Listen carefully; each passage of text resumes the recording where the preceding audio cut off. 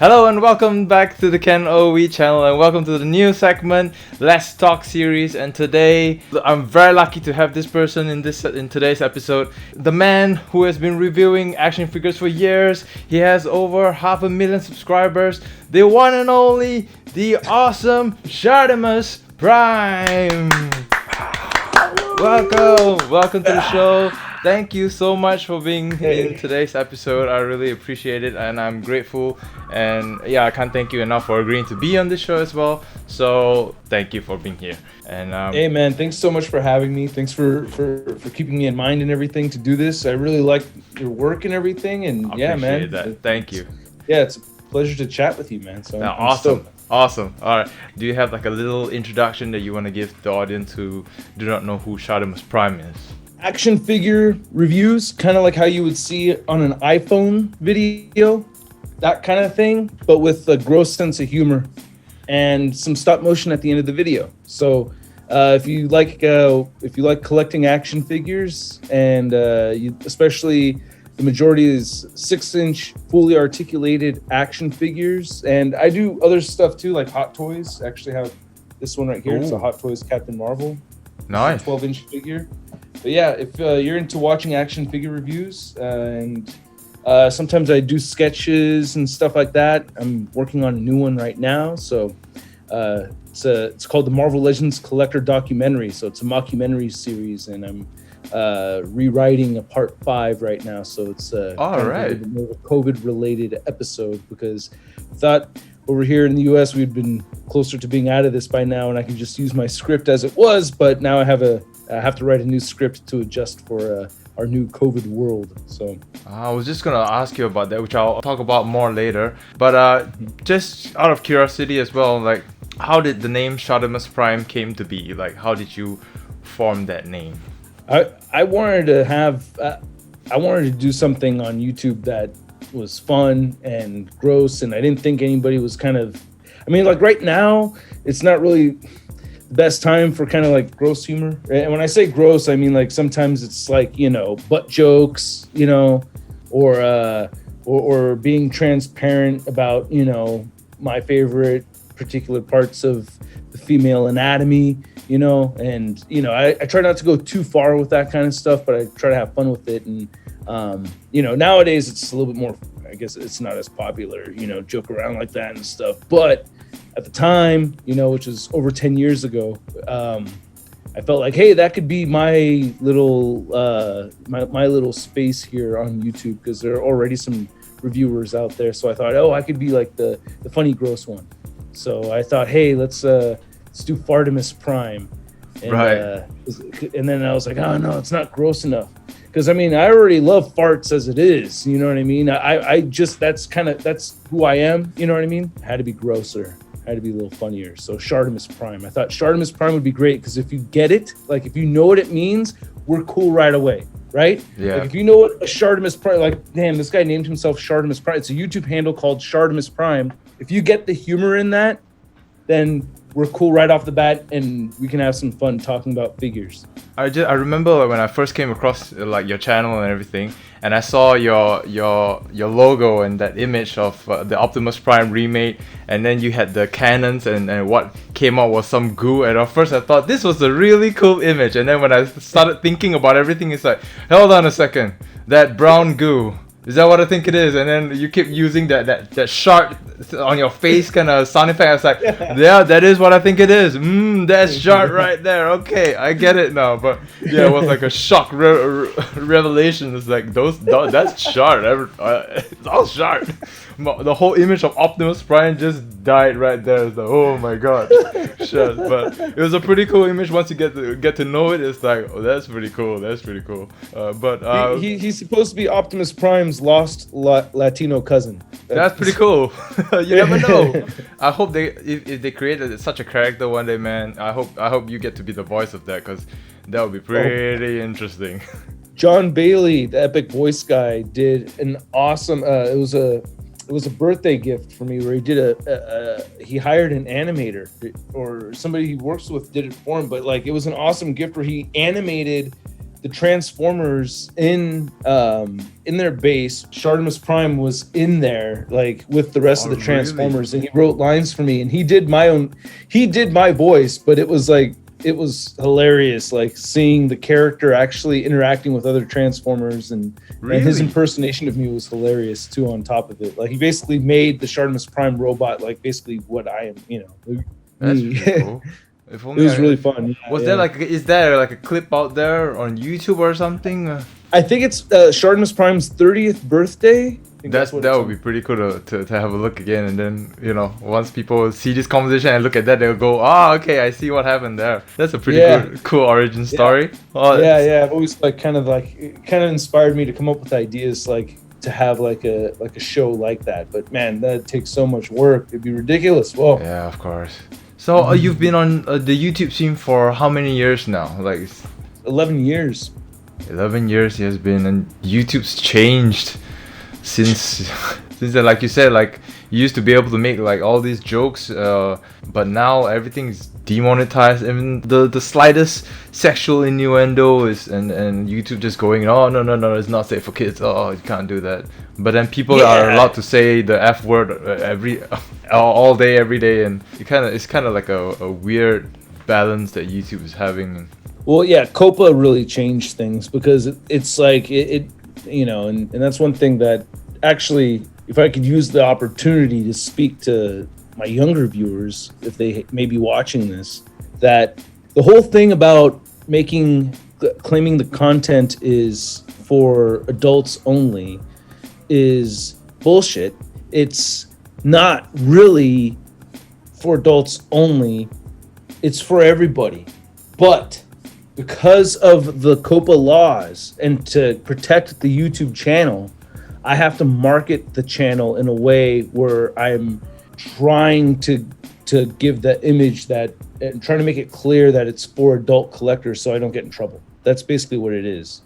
Yeah. Because I like, you know, pre-COVID, going to these conventions and stuff, dude, I know I have younger viewers. But it's not all younger viewers. It's a mix. There's older people that watch. There's younger people that watch. There's all kinds of people that watch. I get to meet these people in person. But yeah, for a while when when the COPA thing happened, it was like, okay, great. Now I'm being forced to make my channel to not appeal to kids somehow.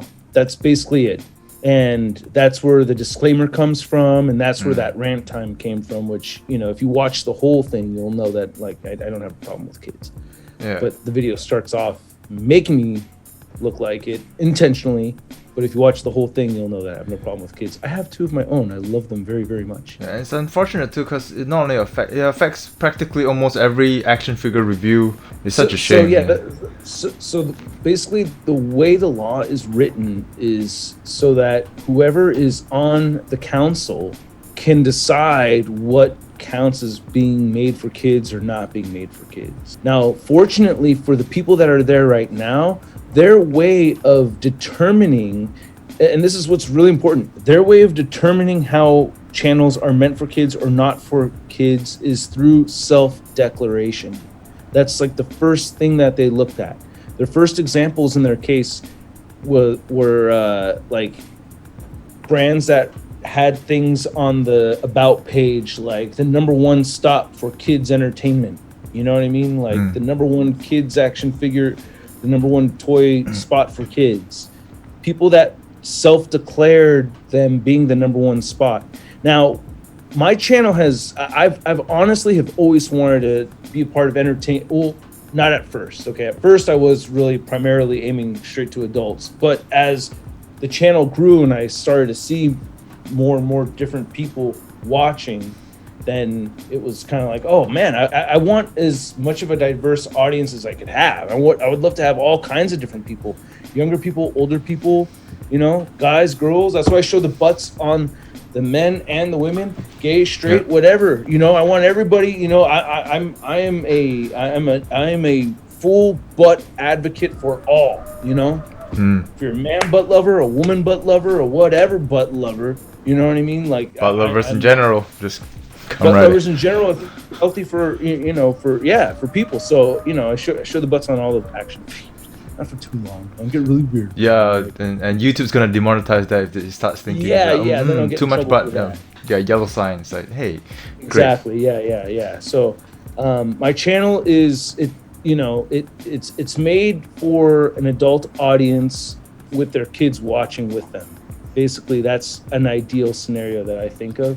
But I know there's kids that watch regardless. But ideally, I like it most like when like kids are watching with their parents and stuff, because I make jokes that are very they're adult humor jokes, and I try to like sneak them under the radar. I do what I call the Pixar Seinfeld technique, right, where I try to throw in adult humor without blatantly saying it. You know what I mean? Yeah, like kids will think of it as an innocent joke, but actually the adults get it. So it's like, yeah, right. This one's like for the you. Jean Grey pleasure pose, right? Yep.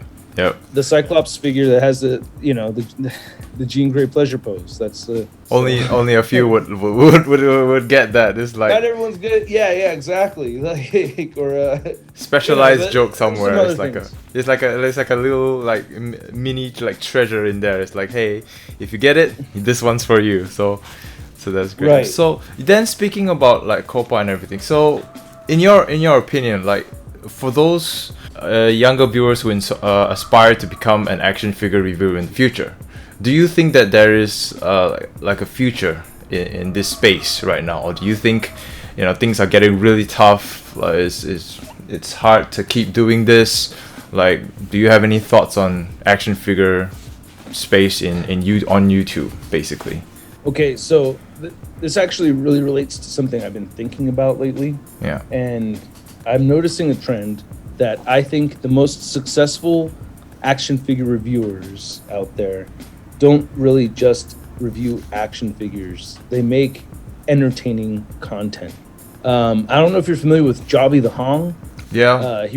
He reviews mostly Transformers figures. That guy posted a video today on a Unicron figure and I think he got like 50,000 views in the first hour. Wow. Yeah, he's managed. And dude, nobody's getting like 50,000 views in the first. Maybe Emgo, maybe on Transformer reviews like that, but it's like it's crazy. And the fact is that the guy focuses a lot and puts a lot of energy on making entertaining content. So if you have it in your head that you want to do something well on YouTube, action figure related, I'm telling you, man, look at the people that have done well and take notes and think, why do I watch them? Why do I like them? Why do I want to do this? Because I'm watching this. It's because it's fun. It's because there's an entertainment quality. So if you have some kind of good skill at entertaining people, it might be something that you want to go for. And you got to be a collector. That's like, you got to be a legit collector. That's a default, right? Mm-hmm. Like 10-year-old kids like to like refrain from posting, but actually recording and making the content and working on it and refining it and playing around. Because that's what I did. I did that when I was a kid. I made a whole bunch of home videos that like nobody really saw, and I only showed it to some friends and some family members. But like that's the kind of thing I'm just kind of imagining I think would be a better training ground for a younger person, is working on the content kind of like in a private setting. So you could like make your own videos and then watch it. Like make your own video, edit it, do what you want to do, make it unlisted, don't post it, and then like go back and watch it later and see what you would do differently. See what part of it sucks. See what part of it's great. Like really, I don't know. Take your time with it. And I feel like, I don't know, I think it's always dope when I see younger people kind of like working on a craft or refining something on their own, and then they come out swinging when they think they're ready. I don't know. I think they need to be mentally prepared as well, because on YouTube, as you know, there are a lot of people out there that can be pretty mean, and if you're starting young and then you're exposed to all this harassment and online and stuff, it might just affect your mental state and everything, and you're probably too young to be facing all that. It's just not right. Yeah, for their own kids' protection. I don't want to like discourage you. I know I kind of probably came off bad like the first part of my statement to that question, but like really, like I think, yeah, for the well-being of the kid, I think it's better to not put yourself out there as a child. I think it'd be better if you're a little bit older.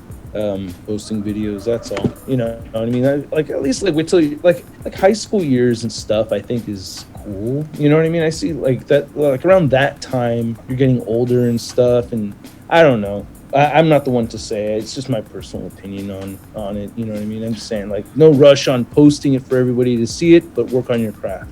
Yeah, yeah, yeah. Everyone has a different beginning and different stories on how they started and everything.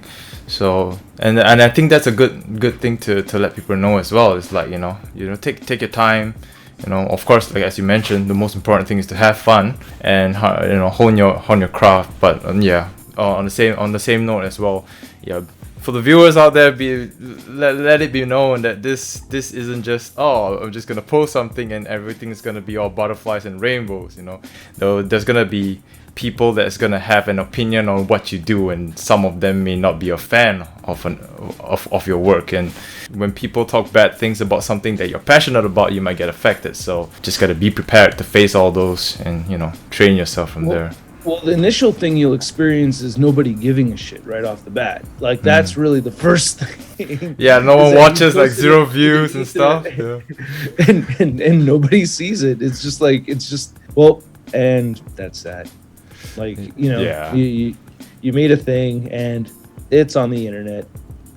Guess I'll go ask my brother to go watch it for me. Yeah, and my parents and but it starts from there. So hopefully, when it's good, it's good. But when you have your first mean comment, it's gonna hit you like a ton of bricks. It's like somebody doesn't like it. It's like, oh boy. So then like being an actor, you've been an action figure reviewer for 11 years now. Is there like let's talk about the bad things first. It's like what are your like really bad experiences working as an action figure reviewer, in your opinion, from your experience? Oh, well, the worst is if something breaks while you're working on a review. Right. Or like that kind of stuff, like technical things or losing file. Oh my God. Yesterday I was doing stop motion on Mystique. If you saw that stop motion on the X-Men movie Mystique version that just came out. Yeah. I morphed her into a whole bunch of different MCU characters. So as I'm taking photos, I forgot to shut off the autofocus, and you have to do that because each image will come out looking like the background will look just a little bit different every time. You have to have it on manual. Yeah. And no, it wasn't that. Just my setting was different. That's right. I didn't change the ISO. Yeah.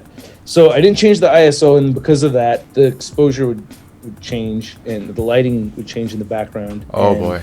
That every shot would look at, and I did hella. I did like all of them up to like the second of the last one, and I was like, damn it, I have to reshoot all of this. So I reshot all of it, and that sucked ass. But the part that sucked extra ass was future me editing the shit. Forgot about it and edited all of the bad one, almost all of the bad one. And then realized that I had to erase all of it and start from the very beginning on the good ones. And all the So basically, it's a lot of work. It's one small mistake, and that's it. It just gets the dominoes starts falling down, and then everything gets affected. And at this point in time, I have not read one positive comment about that stop motion, nor a negative comment. I've read no comments in regard to that stop motion segment. Now I've checked out the comment section on that video, not regularly, but I don't know, maybe an hour after it went up or something like that, and maybe again some other time. But like, there's not one comment acknowledging that stop motion segment that I've read. It may be there, but I haven't read it. So at this point in time, I've gotten no feedback at all on all of that shit that I did. But I liked it. I enjoyed it. And that's the thing too, man, is like if you can make something, if you're good at fooling around with the camera and you make stuff that you think is entertaining, then that's and you can make other people laugh and you can entertain people, then that's like a good sign that you should keep going with it. And I'm not trying to sound mean. I'm just saying that like it's hard to do anything, and like doing the things that come natural to you and that kind of like that you kind of have a knack at, like that you're just naturally good at. Yeah. Those are the things that you should really focus on and get and get better at. You know what I mean? Yeah. Like I suck ass at singing, and I've tried to spend some time trying to learn a little bit here and there, and I've had people help me and stuff, but like I suck so bad at it that it takes like 3 times as much time for me to like get one note down as opposed to me spending that time learning something new with like stop motion or something else I'm better at. Well, I hope all things goes well with your voice lessons, and maybe who knows in the future a duet with Jobbit Hong. I've seen what I'm him training. That's what I'm training for, man. A duet. That would be pretty cool. That would be pretty cool for the action figure community. He has a magnificent voice, by the way. Oh, I've heard a snippet. It's like, damn, how's he sounding like that? But then his reviews he has like a whole different voice whenever he sings. It's like, oh, this is pretty cool. Dude, that's what singers are like, dude. Like I'm a musician too. I play drums. Yeah, so you have pretty cool drumming skills. I've seen them. Oh, thanks. Yeah, I've been playing drums for 20 years. That was like the original dream goals, you know, which I still do. I mean, pre-COVID, you know, gigging, making money playing gigs, teaching drum lessons. You know, that's like awesome. That's like kind of my other job is music. And a lot of singers, like, I don't know, like you can't like necessarily tell all the time like that they have an awesome voice just by talking to them. But sometimes some people just have like a really bright, clear, very nice voice, and you can tell right away that like, oh, you probably are an announcer or a singer, or you do something, don't you? You're an actor. Yeah, it's just something that they give, like, you know, it's like, oh, okay, you gotta try singing, or you gotta try. They have that. Oh, hi Ken, nice to meet you. I'm John. Like you have that. You could be an announcer right there. Just find a job as an announcer. Introduce me like that every time. I'm gonna use your voice. That would be pretty cool, though. Oh, that would be pretty nice. So then going back again as an action figure reviewer, so you've mentioned all the thing that could be bad about it, but what's the best part of being an action figure reviewer for you? Oh, the best part, dude, is that I love doing this. Like I love collecting and I love making content. Like those, like I love music, and I even incorporate my music into that. But being my own person, having something to stand for that's me. I mean, we're all on borrowed time, whether you want to face it or not. We're all on borrowed time. So it's like, if you know, like when it happens, like it's like, hey, so what was with that dude? Like, oh, he had a YouTube channel. He he did what he wanted, like all the time.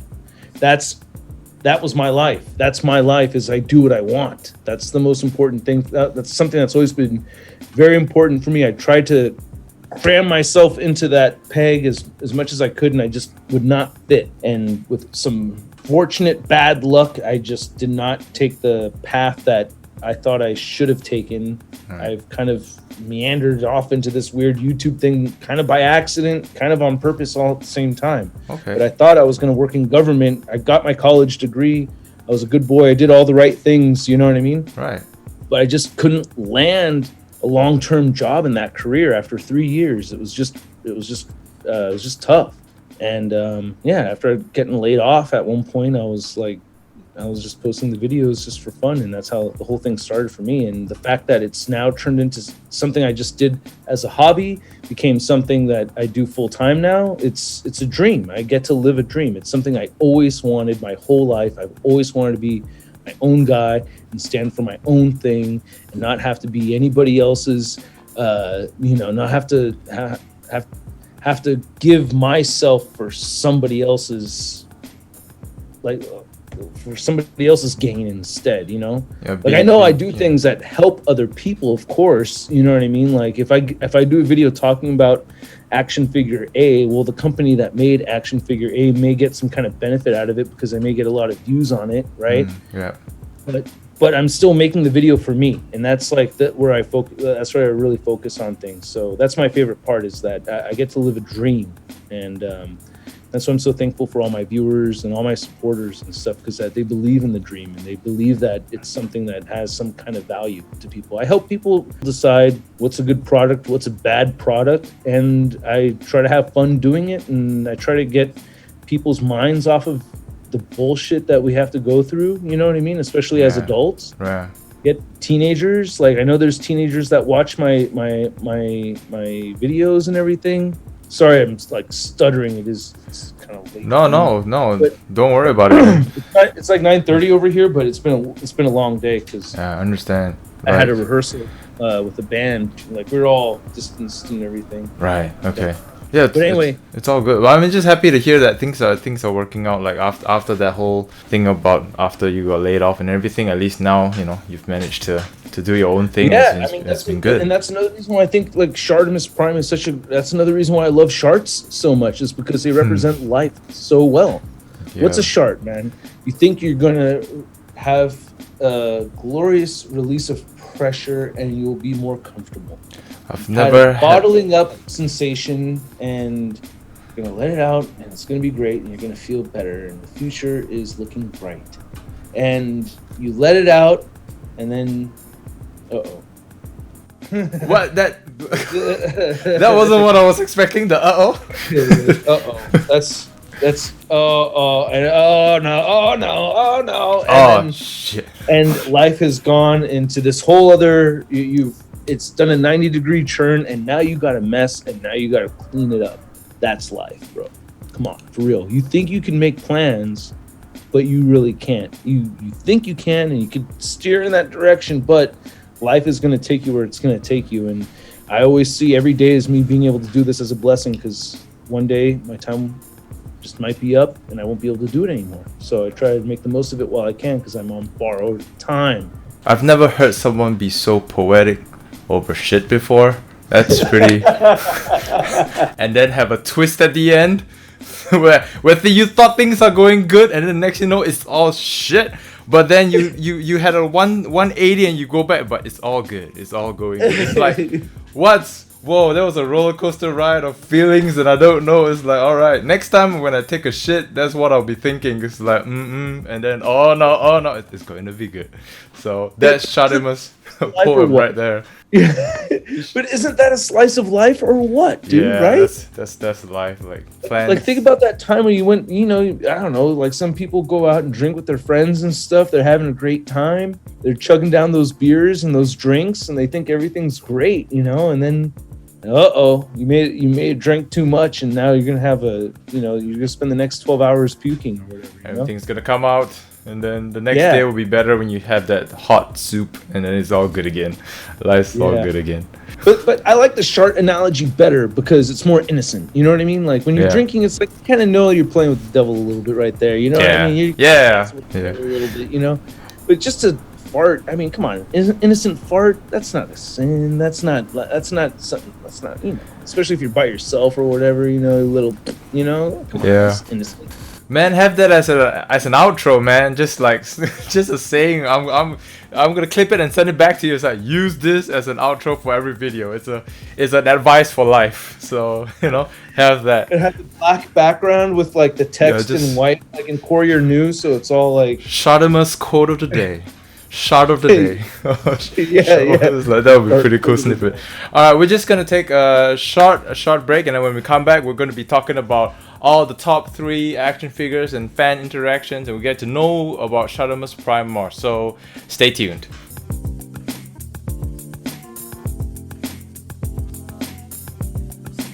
Hello and welcome back. Today we have ShartimusPrime. So yeah, just going back to talking about action figure, and you said again that you've been a reviewer for 11 years. So have you had any like weird, awkward fan interactions or any great memories meeting up with fans? Or I was wondering if you could share with us like some of those. Say for example, the best fan interactions that you had. Kid Freeze is it's not weird to me anymore. It did weird me out before, but I've seen it so many times now where it doesn't weird me out much, and I understand what's going on. But there's kids that will freeze. Really? And and it's so flattering. It's really flattering. But like there's sometimes like kids will just like lock up and like totally freeze. I remember there's one kid, he was so stoked to meet me that like he froze and he couldn't say anything, and he wanted to, so he was like standing in front of me not saying anything, but he couldn't say anything. And I was like, oh, it's okay. It's, I was like trying to make him relax and everything. He was like, oh, no, man, it's nice to meet you. And he was just like, oh, yeah, it's Oh, yeah, that's so cool. excuse me. He was like, yeah, it's nice to meet you. Like he couldn't really talk. I don't even think he got that out. And then like his parents were like, oh, don't worry about it. And like, oh, we'll come back. I'm like, yeah, sure. And then like he just walked to the parents. And then I guess he felt he'd gotten over it and had the strength. And then he came right back. And then the same exact thing happened, where he couldn't say anything at all. Like he froze. So like Wow. kid freeze thing happens. I've had some adults chase me down to say what's up and everything. No, That's really? That's pretty pretty cool. Yeah, so I've had some interesting experiences getting recognized in places where I wouldn't expect to get recognized is kind of a trip. So Oh, that's really nice. That's awesome. That's cool to hear. But was there any like weird fan interaction that made you go, okay, that was a bit awkward or weird or anything? I had what was it? I mean, like most of the time the weird stuff is gonna be like with, I guess, like with kids. I've had a couple of weird ones with adults though too. I had a real life sud. I've had the real life shitty comment. That sucks. What do you mean? Like what? Like someone said a bad comment to your face, that kind of thing? Yeah. No way. What? What? He just came up to you and was like, "You're bad," and just walked away? Well, no, he didn't walk away. Like, I mean, it's hilarious when I think about it. But at the time, I kind of got a little bit pissed. But I didn't express. I was at San Diego Comic-Con and I was interviewing the Hasbro team, and I guess during the interview, I said something like, "Oh, I'm not gonna list off some characters because I know you guys never really say whether or not you're gonna do it, right?" But then I guess like during the interview at one point, I did mention a couple. You know what I mean? Right. And then at the end of the interview, like I said hi to a couple people, and then like one guy's like, "Hey, Shartimus," he's like, you said that you wouldn't ask about specific characters in the interview, but you actually did later on. Right. And I was like, oh wow. I was like, okay, dude. And I was like putting my stuff away in my bag or whatever. Right. I said something like, oh, okay, man. Well, hey, thanks for watching. And I was like, oh, I had somebody trying to like, hey man, can you follow my face? Or what they ask for me to promote their Facebook group or something like that. I've had that happen. Like for like, sub for sub kind of. I'm like, that's kind of like, that's like more on the business side of things and stuff. And I don't really like do that, man. Like it's not, I don't really promote Facebook much on my channel and stuff, so. Yeah. But I don't, so, and I didn't really know anything about it. I didn't really know much. So it's like, you just asked me to promote something. It's like, dude, I got to do research on it. Got to know what I'm promoting out there, right? Yeah, of course. I've had some interesting experiences, but I cherish them all. I really do, because like the face-to-face experiences are gold, for real. It's part of being an action figure reviewer, yeah. Like good and bad is all part of it. Like I said before, the entertainment side of it, I've always been wanting to do entertainment. So like I've toured with the band and stuff. So this is like what I want to do. It's not outside of me being comfortable. It's like I really like meeting people and stuff, especially me as drummer, dude. Like I've played shows in front of hundreds of people where nobody knew that I was even in the band. Right. I'm the drummer. I'm in the back. Yeah. Have you ever had someone like notice like that, like someone in the crowd going, "Hey, hold on, that's ShartimusPrime." Have you ever had that kind of experience before when you were drumming? No. Because I haven't really done any since Shartimus. I haven't done like a lot of really big venue things. You know what I mean? Right, but I will say this, like kind of close to. So I haven't had that happen, but I've been recognized in public for playing in the bands, and that's weird because I'm like, oh, that's a Russ. Oh, Russ, that's like a Mengs fan, or that's somebody that I know. That's like from the Dexter Danger days, or like from other bands that I've played in and stuff. That throws me. That kind of tosses my head around a little bit because I think I'm getting recognized for the Shartimus stuff, but it's for the music stuff. So that's happened. That's pretty cool. But yeah, it's kind of neat. And then, yeah, that's a trip, having people ask me about my band and stuff, ask me how the singer's doing and things like that. That's always really cool. One thing that was kind of close to what you're talking about is like at San Diego Comic-Con, oh my God, I want to thank this fan. And I can't, I obviously don't remember their name. I was in such shock. But anyway, long story short, I meet one of my favorite band's lead singer at San Diego Comic-Con. Okay, Right. his name is Tim Armstrong, and he's the lead singer of a band called Rancid. They're huge in the 90s, early 2000s and stuff, right? Epic band, like legendary band, punk band.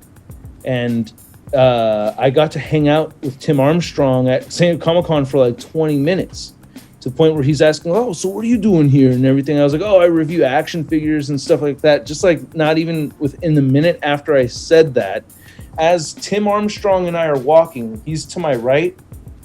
Someone to his right goes, "Hey, Shartimus, cool to see you," reaches over Tim to give me the fist bump. Right. And Tim's like, what kind of action figures do you review? Like, he was like, whoa, and I was like, dude, that happened right in front of Tim Armstrong. Are you kidding me? That's what pretty the cool. heck? And we talked about what I did just for a little bit, but I was just so stoked to talk to him. And then we talked about the Ramones for most of the time. And it was just one thing that taught me about getting recognized from people and talking to viewers and stuff, that it's always really fun to just talk to them as fans of the same shit. And we talked about the Ramones. Tim and I talked about the Ramones like just for almost all the 20 minutes I was hanging out with him. He gave me a little guitar lesson thing. I had some questions about. Oh, really? That's awesome. That's pretty cool. Yeah, he was even counting it, and there's like, can't remember the name of the song, but he counts to 8, and he's like doing his little stance. He's like, "Yeah, we want to strum downward, go 1, 2, 3, 4, 5, 6, 7, 8, and then you come right back up, and you go right back down again." I was like, "Oh my God, I can't believe this is fucking happening." Oh, sorry, can't believe this is happening right now. Like, and my wife is the one who sparred him, so I have to thank my wife for that experience. Awesome. Like I said, it was a long story going up to before Tim. With my wife spotting him first and me having to find him. Oh, that's a really nice interaction. It's always fun when you have moments like that in your life. That's really cool. So thank you to that fan who recognized me right in front of Tim Armstrong. Whoever you are, fan out there, identify yourself. Or another one was like that's the awesome thing, is that I'm a fan of this stuff, and then like I have these fan interactions that are integrated with my fan experiences. Like there's this Silicon Valley Expo. It was a convention, and the big guest was Jason Momoa, right? Aquaman. And there's all kinds of guests there, and we were running late. We both had the kids. The kids were a pain in the ass to get ready for a convention. The convention was a big pain in the ass to get your ticket to get in. Like, everything was just messed up, just getting into this freaking thing. Right. And we had to do like a mental cleanse. And I was like, look, we haven't even gone into the convention yet, and we both like are miserable. You know what I mean? Yeah, exhausted and all, having to get all this thing we're exhausted. Like, we done already and had everything. a miserable time today, and it's almost noon, and we're not even in there yet. And I told her, I was like, let's mental cleanse. Like, the day starts now. Like, it's all starting fresh. She's like, okay, cool. Let's go in there. We walk in, and fucking Jason Momoa is walking right towards us, going, "Hey, what's going on?" Really? With a high five as he's turning towards me. And now I'm like, oh my God. And then I hear, "ShartimusPrime." And now I'm like, oh, dude, did you fucking see that shit? And he's like, yeah, man. He's like, hey, I love your videos. And like, no way. Watching and everything, but like, he witnessed that whole thing happen. It turns out my daughter, I forgot that we dressed my daughter up as Wonder Woman. So he'd seen her as Wonder Woman, and it was adorable. Right. So all that, hey, what's going on? Like, that was like, like, that's what caught his eye and everything. But for That's us to walk pretty in cool. there and have the star guest walking right towards us with his sunglasses on, we were greeted by Jason Momoa into that convention. It was just Oh, that's just another awesome like celebrity moment, basically. yeah. And then to have and then to run into a viewer like immediately after that, for a viewer to witness that whole thing, and like it kind of That's the best reset you could have. Like, best reset of the day. Just days just better now. That's it. And it was a great convention. We had a fantastic time. There was one other mishap thing where someone sold me something where it wasn't what it was in the box, but aside from that, everything worked out. Yeah, I got reimbursed and everything. It was fine. So at the end of the day, it all worked out. It was all a good day. Yeah, it was an awesome day. Oh, that's fun. Well, okay, so since we're on the topic of celebrity then. So you've been to the red carpets before, you've interviewed a lot of celebrities before. Have you had any awkward meetings with a celebrity that you're willing to share with all of us? I have like a very epically sad meeting with the great Peter Cullen, which I'll tell you about briefly in a moment. But one thing that happened during the Avengers Endgame premiere was I can't remember the actress's name, but she played Hawkeye's wife, and she's a star. She's on a bunch of different shows and everything. I can't remember her name. Anyway, while I was on the red carpet, she was walking right in front of me, and her high heels got stuck in her dress. Now, I never got to meet her or anything, but her high heels got stuck in her dress, and she almost ate shit right in front of me. Right. Like, and like someone caught her and everything, and it was like all kind of like a thing, because like someone almost, a woman, fluffy dress thing, like she almost fell down, and it was like kind of funny to see. Okay, but she was fine and everything. I mean, she seemed like upset about it at the moment, but like everything was fine. I cannot see that actress on screen without laughing. Every single time I see Avengers Endgame and I see her face, like, because I was right next to her, as you know, that oh shit moment when you're gonna fall. Yeah, like I saw. Yeah, that's like I saw her like almost go down, and I can't help but think about that every time I see her. That image is just stuck in your mind. Yeah, there's just like some instances where you can't unsee that anymore. That kind of thing, basically. Yeah, I can never unsee it. I mean, that wasn't like as much of a meeting, but the Peter Cullen thing is that like I had an interview with Peter Cullen and it went great, and I was super nervous about it, and I did my homework and did all my research and tried to ask him the best questions as I could. Excuse me, my friend John Bailey helped me get some facts, and points down so I could, I didn't want to screw it up. It was like really the most epic interview of my life at that point. Awesome. And it went great. And then afterwards, I think my inner geek lost his filter, and I don't know what, he saw my microphone with the Shartimus logo on it, and he asked what that was, and I think he's 74 at the time. I explained to him what a Shart was, and he did not like it.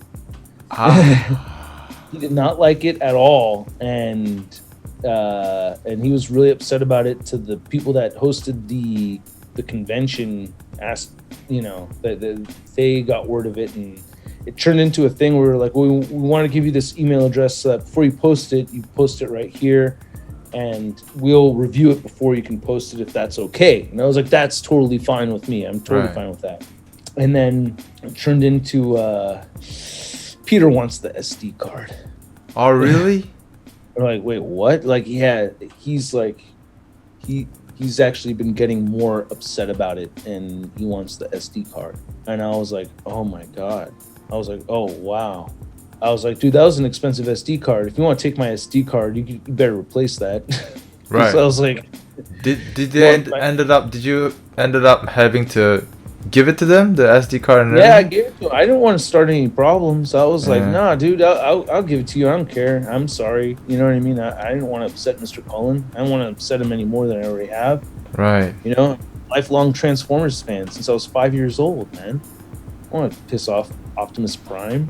So I gave it to them, and they gave me money for, they gave me cash for a new card and everything. So that was cool. But dude, it really weirded me the hell out, because like he had a panel that day, and he did his panel, and he pretty much said every single thing that he said in my interview in that panel, word for word, and like consistently made eye contact with me from the stage. Right. Like, it was really weird. I was like, is he talking to me? Like, is he doing this? Like, is he really, really, wow, he's like really upset with me. So I really got like a really, like when someone's just darting negative vibes at you. It just, Right. That's what it felt like. And I was like, damn, I really like ended up pissing off Optimus Prime. So that broke my heart. And my wife was so upset. She saw how sad I was. Oh, sorry to hear that. Hopefully, maybe in the future, you could. I don't know. It's yeah, I know, dude. It's it's just one of those things that it's. Yeah. I'm just sorry to Do you hear. think it's gonna go one way? Here comes the Shadimus poem. I'm gonna slot it in. Artemis. Yeah, dude, that's life. You don't have control of it, or I did have control. My dad was the one who gave me shit. Anybody, by the way, just want to say anything. Haters, to all the haters out there, you will never come close to the kind of shit I get from my own friends and family. Like you don't come anywhere near close to saying anything nearly as hurtful or anywhere near as shameful or anything like that. I like hearing my dad telling me, it's like, you don't really have to explain everything to everyone. And I was like my dad was genuinely bummed out that I botched the Optimus Prime review. Right. You know what I mean? No hater can come close to that. You know what I mean? You already have the wall. That defense is pretty strong at this point. Yeah. Like no one. Yeah. The ones that could hurt you are your friends and your family, the closest ones to you, and everyone else is just bounces right off. So. Right. Well. So yeah, that was brutal. Are you how are you feeling after that? Like are you still healing from that? Are you okay now? Does it sound like I am? It doesn't sound like. I think you need a couple more years to heal, but I hope you heal. Oh man. I'm still seeing a counselor for it. We talk every Wednesday. Oh my. No, it's cool. I don't really get that, but it's a fun story to have. You know what I mean? It's a unique story. And here's the thing, man, is that I didn't want to see, because I had to wait for my turn to meet with him. I really didn't want to do the same thing that everybody else was doing, that was saying like, oh my God, I've been watching you since I was a little kid. You're like a father figure in my life to me. You showed me all this stuff. Oh my God, I'm gonna cry right now. Oh my God, I'm crying. I'm 35 years old and I'm crying in front of you, Peter Cullen, and Peter Cullen's like, and he's soaking it up and he takes it all in and stuff. But I didn't want to let my emotions get exposed. Right. And I think that I misread the room where I thought, he'd probably rather see something a little bit different from the same kind of like over emotional grown man thing. But little did I know that he's all for it. He was all for it. He was down to hear grown men cry and tell him how much of a positive influence he was in people's lives all day. I should have exposed that part and that connection to the character to him, because then I think that would have warmed him up to me a little bit more so. Because as far as he knows, like what he really knows of me is that I asked pretty good questions and I shit on his character. You know what I mean? That's what he didn't really like, is that I threw shit all over his character. I wish I had opened up to him and let him know how much of an influence he really had on me, so that I would have been more humanized in his perspective, Right. Plus, I didn't have to explain to him what a shart was either. I could have just avoided doing that. Like my dad said, didn't have to explain it. Well, I hope that, I really do hope that in the future, maybe if for some miracle that he manages to see this episode, he knows this, it was just a misunderstanding, and that's probably not your intention of destroying his image or anything. You're just a fan, and hopefully in the future that you manage to talk to him again. I'm crossing fingers, and hopefully you can have another interview. That would be great. Yeah, I'm sure he'd forgotten about me. Well, then you can go in again and have a redo. It's pretty much a redo. It's like, hi, my name is it's like, hey, I don't remember you. It's like, great. Let's stay that way. And yeah, I'm Russ. We can stick to Russ. Yeah, and we'll stick to Russ. And I'm a huge fan of Optimus Prime, and then just go from there and never. Yeah. Now I know what to say. Awesome. But dude, That's pretty cool. Well, I hope you get that redo sometime in the future when all these things goes away. No, and I've had some awesome meeting. The number of times I've had to interview Todd McFarlane, Yeah. and the moments I've had talking to Todd McFarlane, it's like, talk about just surreal experiences, man. I mean, really, Todd McFarlane. The first comic book I ever bought was a Todd McFarlane comic cover, Right. because of his work. Him and Jim Lee are the two artists that I've copied, as far as drawing goes, the most.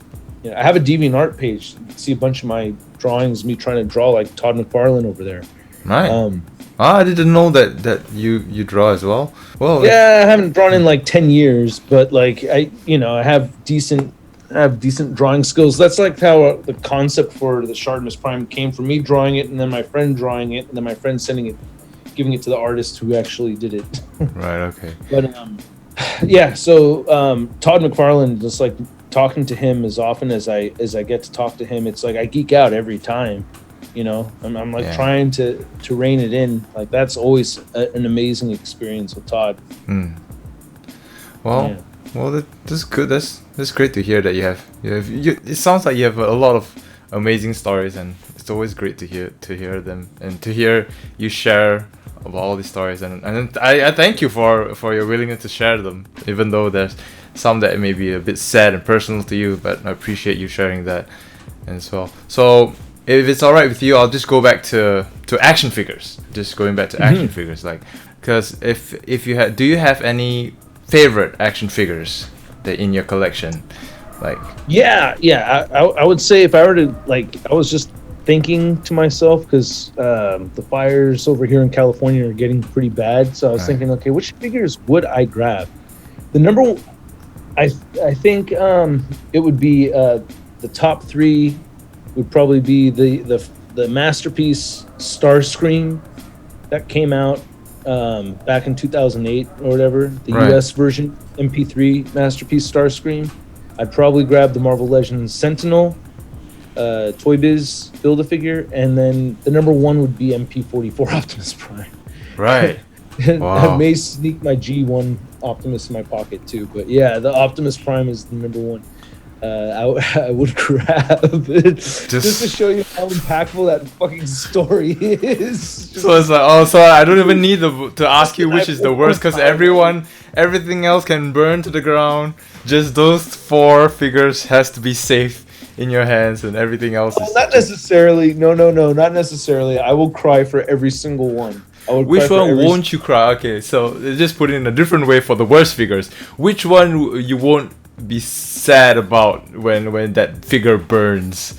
Is there any particular figure that, or you wish if there's a fire, would just burn that 1-2 figures out of your collection, and then okay, first off, the Toy Biz Scarlet Witch, burn it, so I know I actually don't have it, because that figure has come in and out of my collection like no other figure. Like, I had 3 of hers for some reason at some point, and then I had none, and then I had 1, and then like somehow that figure has just come in and out of my collection a whole bunch. And it's such a horrible looking figure too. Yeah, the worst one was, I think, the Iron Lad, Toy Biz Iron Lad figure. That was a really bad one that came in the mail. And then, I mean, I've actually had figures that were so bad that I just never even talked about them on my channel. Or it's like, that's kind of like my little motto, is like, I'm not going to make a figure review just bashing, a toy company, but I'm not going to bullshit my viewers either. So if you send me a piece of shit, I'm going to plead the fifth and just bow out, because they're not obligated to hear me make a video about every single thing that I think is crap. You know what I mean? That's not part of the game. I want to have fun on my channel, and I'm not going to have fun trying to put together some stupid figure that keeps falling apart and doesn't work and get angry over it, and I think it's total garbage and I don't want to review it. You know what I mean? I don't want to spend my time like that. I'd rather be like, hey, look, fuck this thing. I'm going to go review this thing instead. You know what I mean? So tell them, like, you know what I mean? Like, nah, like, I'm sorry. Like, I can't talk. I've had to do that before. It's like, it's really, really hard. If You know what I mean? Is there any other figures apart from the Toy Biz Color Wish that you're willing to share in terms of like disappointing figures that gave you that experience that you just talked about? Like, it's just really like, I'm not having fun right now. You know, there's like a few like, you know, figures that have limbs that pop off. Some, you know, like which one I like sometimes it's with figures that I really like that I know that have a problem with them, but because I really like the figure anyway, I make myself go through the bullshit. Like for instance, the Amazing Spider-Man, like some of the Mafex figures. Like I love Mafex so much, but then like sometimes those limbs just pop off horribly, and I love the figure anyway, as bad as the QC issues could be. You know what I mean? But it's I'm trying to think of another figure that I just like absolutely. The Dare Ben Affleck, that figure sucks so bad from Toy Biz. The Ben Affleck Daredevil figure. Yeah. That's always an awful one that I think of. I mean, I'm trying to, you know, the Emma Frost from back in the day, but, you know, Hasbro's made up for it. They've given us some good Emma Frost since then. So, is there an action figure line like makes you less excited to review, whether it's Marvel Legends or SH Figure Arts or Mafex or anything? Is there a line that you think that they need to work on it, or you know it's not the best that it could be? Or okay, Amazing Yamaguchi figure reviews. Right. Yeah, the Rebel Tech Amazing Yamaguchi figure reviews, like I hate reviewing those figures. They're so hard to review, and they're so complex as far as posing, but I still like them. Again, kind of like the Mafex thing. It's like I still like them. I still like what they have to offer, but I torture myself through it. But yeah, I have a Revel Tech Amazing Yamaguchi Wonder Woman that I'm sitting on right now that I don't even really want to play with because it's so delicate, and it just out of the box, like everything was all twisted and mangled away. Yeah. So it's like one of these things like you're like really sculpting that pose and tweaking like crazy. It's I hear you. Yeah. It's always good at the first glance, but as the more you try and pose, or sketches are really a nightmare with Revoltech Yamaguchi figures, because that peg, that joint connection that they have is just hard to twist, and it only goes a certain way, and I don't know if you have the same experience that I do, but I have. I mean, you have to know how to work it. You have to know how to bend and twist properly to make it work. So there's like a learning curve, and it's like it's its own thing. Like you have to like really take your time with it and not expect to get the pose you want right away. You'll get your pose, but you gotta fucking work for it. So alright, I hear you. I totally understand what you're talking about. Then is there like an action figure line that you're most excited about? And I know you review a lot of Marvel Legends figure, but is Marvel Legends like your most excited line to talk about? Whenever you receive something new from Marvel Legends, you'll go, hey, I really want to talk about that right now, and that kind of thing. Yeah, I mean, Marvel Legends and Transformers Masterpiece are the two. Like Transformers Masterpiece #1 rocks my socks more than anything. Right. I geek out super hard. I mean, just the engineering and the kind of work that they do, it just amazes me. But I love Marvel Legends so much. I get that same excitement with Marvel Legends. Like with the latest 2-pack, the Logan and Charles 2-pack I did. Yeah. Like, dude, I was like, man, those figures are so badass. Like that Patrick Stewart head sculpt. Like I think about it sometimes, like, wow, that just came out so good. And I can't wait to talk about this. Like I can't wait to do this video. And I remember at the time when I was recording it, I was actually really tired, but I was so excited. Like I genuinely really wanted to do the video. Right.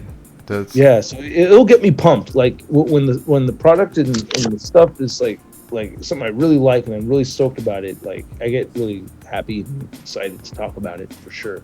But definitely Marvel Legends, definitely it's some Hot Toys stuff. Like there's some like I've been wanting to do a review on the Captain Marvel figure. I just brought it out here because I've been wanting to just play with the figure more, and I've been wanting to do a review of this figure because I actually like the figure more than I thought I would like it. There's stuff about it and I didn't expect that I thought it was actually pretty cool that I want to talk about. You know what I mean? It makes me excited.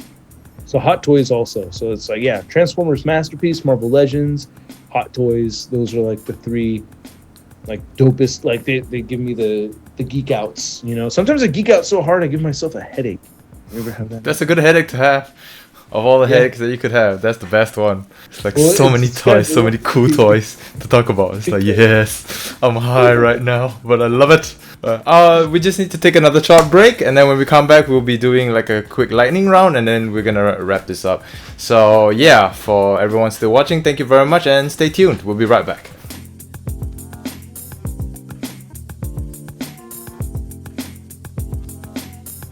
Hello, welcome back again, and we'll be doing a lightning round. So in this round, in this segment, I'm just gonna give you a word, and you give me the first thing that comes to your head, first thoughts, and whatever you can think of right now. Just shoot. So, all right, are you ready? One word response. One word or anything that you can think. The first thing you can think of.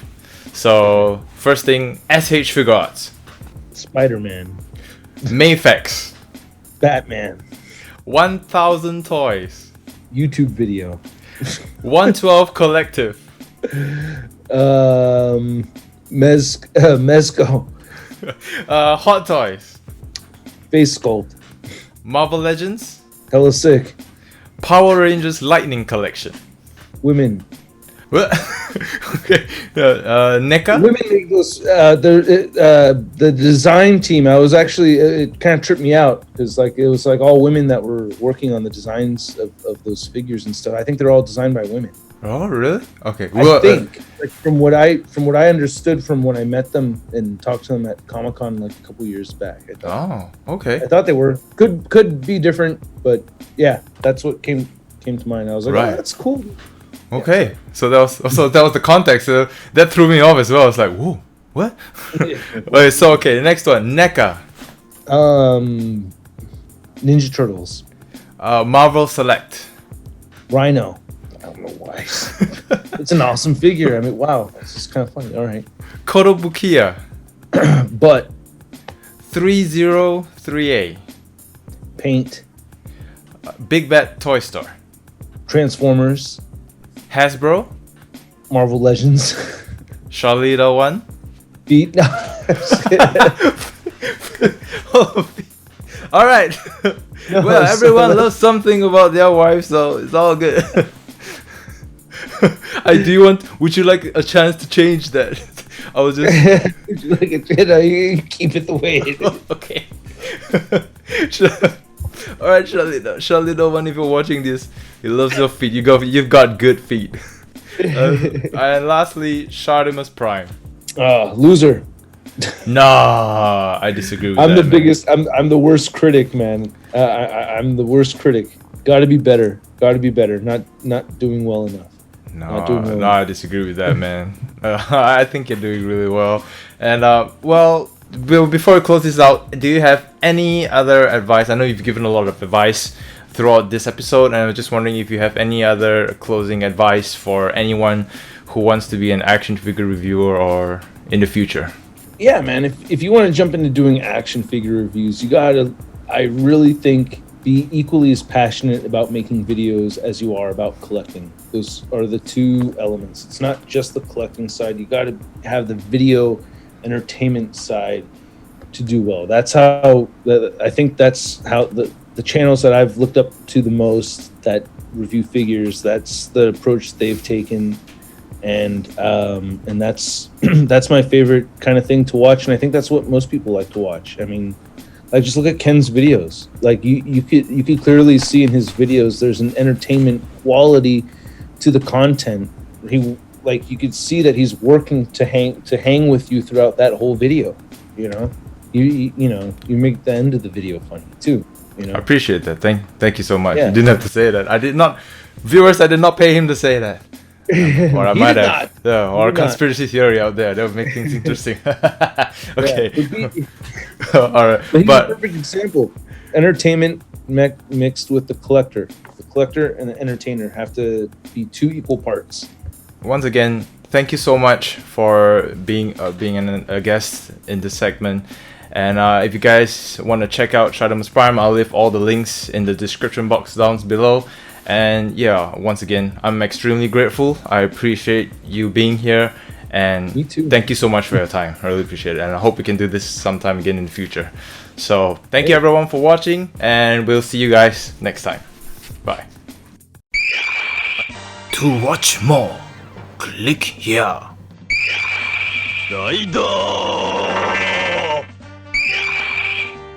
Click here for video 1. Click here for video 2. Click here to subscribe. Click it. Thank you for watching. Arigato. Thank you.